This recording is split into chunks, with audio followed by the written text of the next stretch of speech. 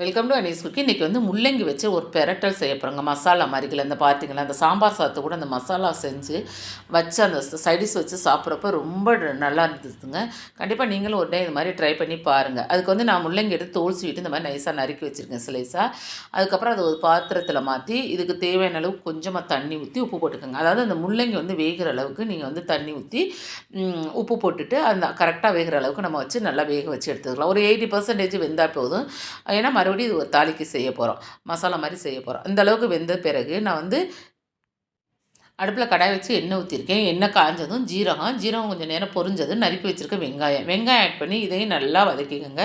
இது கொஞ்சம் நேரம் நல்லா வதங்கினதுக்கு பிறகு பூண்டு இடித்து வச்சுருக்கேன், அதையும் இது கூட ஆட் பண்ணிவிட்டு அதையும் நல்லா மிக்ஸ் பண்ணி விட்டுட்டு ஒரு பெரிய தக்காளி நான் நறுக்கி வச்சுருக்கேன். ஏன்னா சில முள்ளங்கி வந்து கொஞ்சம் காரத்தன்மை இருக்கும், இல்லைன்னா வந்து லைட்டாக கசப்புத்தன்மை இருக்கும். அது மாதிரி இருந்துச்சுன்னா நம்ம தக்காளி போடுறப்போ அந்த புளிப்பு வந்து எல்லாம் வந்து ஒரே மாதிரி நம்மளுக்கு ஈவனாக நம்மளுக்கு வந்து ஆயிடும். இந்த தக்காளியும் போட்டு நல்லா அந்த அளவுக்கு குலைவாக வதங்கிக்கிறணும். இந்த வதங்கினதுக்கு பிறகு கொஞ்சம் மிளகாய்த்தூள், மல்லித்தூள், ஜீரகத்தூள், தனியாத்தூள், கொஞ்சம் கரம் மசாலா போட்டுக்கோங்க. நீங்கள் குழம்பு மிளகாய்த்தூள் இருந்தால் கூட ஆட் பண்ணிக்கோங்க. அதையும் இது கூட ஆட் பண்ணிவிட்டு நல்லா கொஞ்சம் நேரம் இதுவும் எண்ணெயிலே வதங்கினதுக்கு பிறகு நம்ம வேக வச்சு வச்சுருந்த முள்ளங்கியை வந்து இது கூட ஆட் பண்ண போகிறப்ப அந்த முள்ளங்கியை இது கூட ஆட் பண்ணி நல்லா இதையும் நல்லா மிக்ஸ் பண்ணிக்கோங்க. ஃபஸ்ட்டு நல்லா மிக்ஸ் பண்ணிவிட்டு மூடி போட்டு நல்லா வேக விடணும். இதில் கொஞ்சம் தண்ணி சத்து இருக்கும். அப்புறம் அந்த மசாலா எல்லாமே வந்து நம்ம முள்ளங்கியில் வந்து சாரணும் இல்லையா, அப்போ தான் நல்லா டேஸ்ட்டு நல்லாயிருக்கும்.